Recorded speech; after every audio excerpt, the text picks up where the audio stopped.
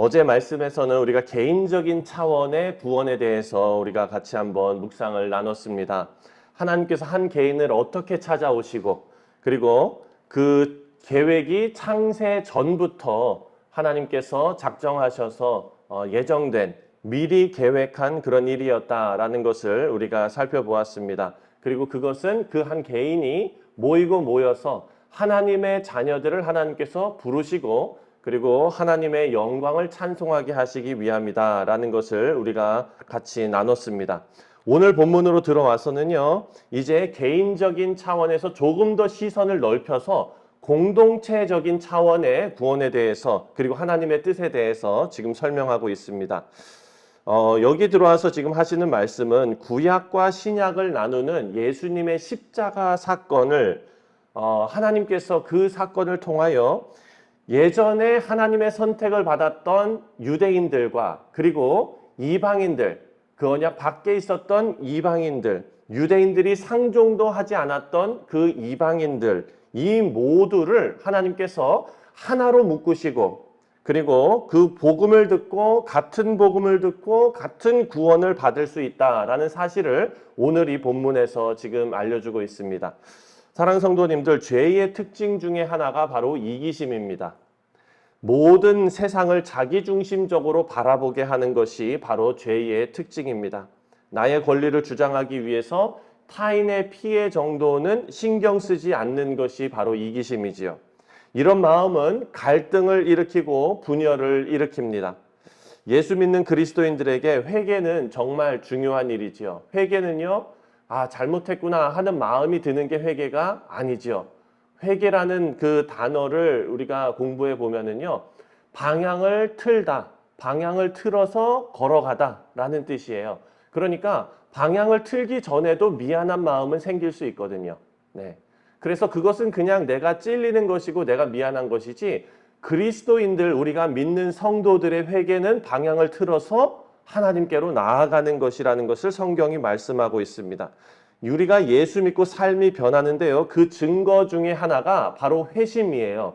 근데 이 회심은 어떤 모습으로 나타나는가? 바로 자기만 알던 삶에서 다른 사람을 배려하는 삶으로 이제 바뀌게 되는 겁니다. 오늘 바울은요, 예수님께서 이 십자가에서 이루신 일이 구약의 이 유대인들과 그리고 이방인의 갈등, 증오, 혐오, 이런 것들을 연합과 화평과 화해를 이루는 구속의 역사였다라는 것을 알려주고 있는 거예요. 이전에 갈등, 증오, 혐오로 이방인들과 유대인이 나눠졌다면, 여러분 성경을 읽으면 다 그렇잖아요. 그렇죠? 여러분 이방인들을 사람 취급했습니까? 그렇지 않아요. 사람 취급도 안 했어요. 개처럼 취급했어요. 짐승처럼 취급했어요. 그러니까 똑같은 사람으로서 그런 취급을 받았던 이방인들은 여러분 어떤 마음이었을까요? 정말 여러분들 이민 일찍이 오신 분들은 아무리 뉴욕이라 그래도 그때 당시만 해도 인종차별이 있었겠죠. 네. 제가 여기 저는 온 지 얼마 안 됐어요. 2005년, 6년 그때쯤 왔거든요. 네. 그래도 그나마 제가 뉴욕에 살고 있어서 인종차별이나 이런 것도 조금 덜했던 것 같아요. 근데 같은 시기를 살던 제 친구는 이제 그 저쪽 그 중부지방, 남부지방 이런 데 살았는데 있더래요. 예, 있어요. 여러분 이것은 지금 민주시민 사회에서 이렇게 법으로도 금지되어져 있는 이런 것들을 경험하는데도 우리가 정말 속에서 막 그냥 이렇게 올라오는데, 이 시대에는 이것하고는 비교가 안 되는 갈등과 혐오와 이런 것들이 있었던 거예요. 유대인들이요, 여러분 사마리아 땅 지나가지 않으려고 일부러 멀리 돌아서 가는 거예요. 그거를 보는 것 자체도, 물론 우리 땅 안 지나가니까 좋긴 하겠지만 물론 그거를 보는 것 자체도 속상했을 것 같아요. 이런 갈등과 증오와 혐오를 십자가를 통해서 오늘 본문 말씀을 보니까 이제 너희도 다 똑같은 하나님의 자녀들이다. 예수님께서 이렇게 십자가를 통해 선포하신 거예요. 그것을 바울이 지금 이야기해주고 있는 겁니다.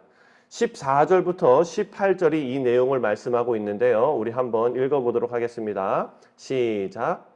그는 우리의 화평이신지라 둘로 하나를 만드사 원수된 것 곧 중간에 막힌 담 자기 육체로 허시고 법조문으로 된 계명의 율법을 폐하셨으니 이는 둘로 자기 안에서 한 세 사람을 지어 화평하게 하시고 또 십자가로 이 둘을 한 몸으로 하나님과 화목하게 하려 하심이라. 원수된 것을 십자가로 소멸하시고 또 오셔서 먼 데 있는 너희에게 평안을 전하시고 가까운 데 있는 자들에게 평안을 전하셨으니 이는 그로 말미암아 이 둘이 한 성령 안에서 아버지께 나아감을 얻게 하려 하심이라. 아멘. 아멘. 이것이 예수님께서 십자가를 통해서 하신 일입니다. 여러분, 우리도 이방인이었죠.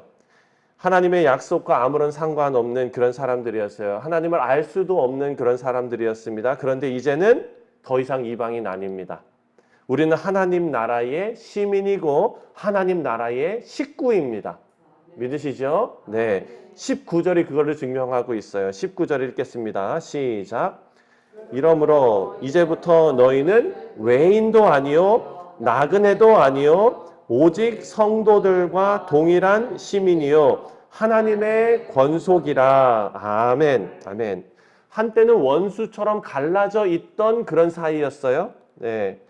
하지만 이 사람들이 다 새롭게 태어나서 이제 성령 하나님 안에서 한 몸이 된 거예요. 그리고 그 몸은 예수님의 몸인 그리스도의 몸인 교회가 된 것입니다. 하나님의 새로운 공동체인 이 교회는요, 하나님과 인간, 그리고 인간과 인간의 화해를 예수님의 사역 위에 우리가 한 몸으로 다 받아서 세워진 공동체입니다. 그래서 성령 하나님 안에서 모든 사람을 하나님께 연결시키는 것이 교회예요. 그리고 사람과 사람 사이에 화평을 이루는 곳이 바로 교회입니다. 이것이 교회의 사명입니다. 십자가는 화해를 이루게 했습니다. 먼저 하나님과 죄인이었던 우리가 화해가 되었지요.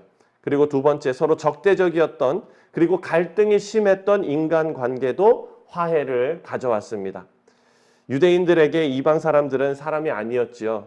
여러분, 그런 취급을 당하면서도 이제 그리스도의 십자가 안에서 하나가 된 거예요. 여러분, 요즘 시대도 마찬가지입니다. 우리가 살고 있는 이 사회도 갈등이 심화되고 계층 간의 갈등이 있고 남녀 간의 갈등이 있고 세대 간의 갈등이 있는, 너무 심해지고 있는 그런 시대를 살고 있습니다.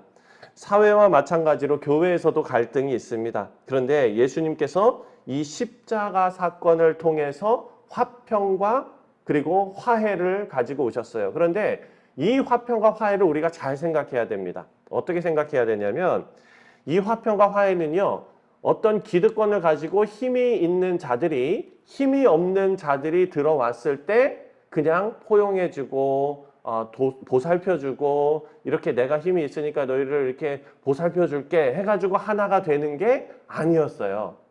유대인들이 힘을 가지고 있고 이방인들이 힘이 없었는데 이들이 왔을 때 유대인들이 우리가 품어줄게 해가지고 된 게 아니에요. 어떤 거냐? 오늘 본문 말씀을 보니까요, 유대인들도 자기들이 아닌 새로운 사람으로 태어났고 이방인들도 자기들이 아닌 새로운 사람으로 태어난 거예요.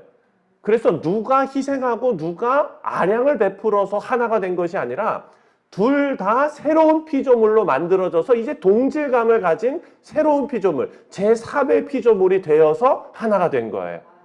사랑하는 성도님들, 여기에 은혜가 있지 않습니까? 우리가 다 마찬가지예요. 우리 그리스도인들도요, 누구나 어떤 사람이나 제가 어제도 얘기했지만 그 모태신앙이나 또 나중에 저희 어머니처럼 나중에 믿은 사람이나 하나님 안에서, 그리스도 안에서, 십자가 안에서 이제 새로운 피조물로 다 태어난 거예요. 그래서 이제는요, 우리가 어제 말씀에 연결돼서 자랑할 수 없는 하나님의 권능과 하나님의 계획에 세워진 새로운 피조물로서 이제 같이 하나가 된 것, 이것이 화해이고 이것이 갈등을 치유하는 것입니다. 그래서요, 여러분, 십자가 사건은요, 갈등을 덮는 것이 아니라 갈등이 치유가 되는 것입니다. 힘없는 사람이 힘 있는 사람이 힘 없는 사람을 받아줘서 하나 되는 것이 아니라 우리가 같은 위치에서 새로운 피조물로 태어나게 된 것입니다. 이것이 예수님의 피로 이루어진 기적인 거예요. 예수님을 원수처럼 대했던 인간이 아무런 조건 없이 희생의 사랑을 보이신 주님께서 어떻게 우리가 하나됨을 이뤄야 하는지 알려주신 것입니다. 사랑하는 성도님들, 교회의 가장 중요한 특징 중에 하나가 바로 하나 되는 것입니다. 그리고 저는 너무 감사한 것이 어떻게 하나님께서 우리 교회 사정을 다 아시고 그리고 이 소중한 때에, 이 중요한 때에 우리가 이제 성전을 새로 하나님 앞에 봉헌하며 우리 성전은 또 이제 건물이 성전이 아니잖아요. 그렇죠? 우리 교회가. 네. 우리 교회가 하나 되어서 이제 세워져 나가는 이 귀한 일 가운데 오늘 이 말씀을 우리에게 주시는 거예요. 하나 되어야 한다. 새롭게 태어나야 한다. 교회의 가장 중요한 특징이 하나 되는 것.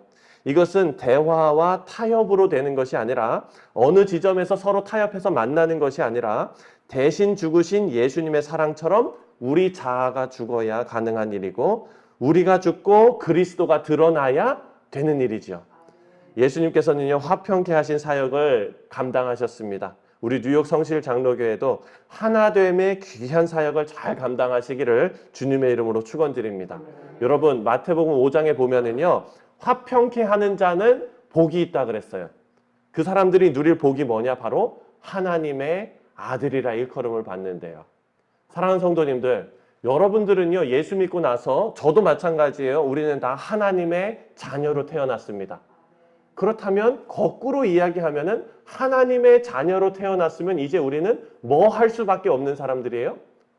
화평할 수밖에 없는 사람들이 된 거예요. 사랑하는 성도님들, 그 복이 우리에게 주어졌거든요. 이제 우리는 화평할 수밖에 없는 사람들입니다. 우리 모두 옆에 있는 사랑하는 교우들과 손을 잡고 품어주시고 하나님의 자녀의 삶으로 아름다운 우리 뉴욕 성실 장로교회가 세워지는 그런 놀라운 역사가 일어나시기를 주님의 이름으로 축원드립니다.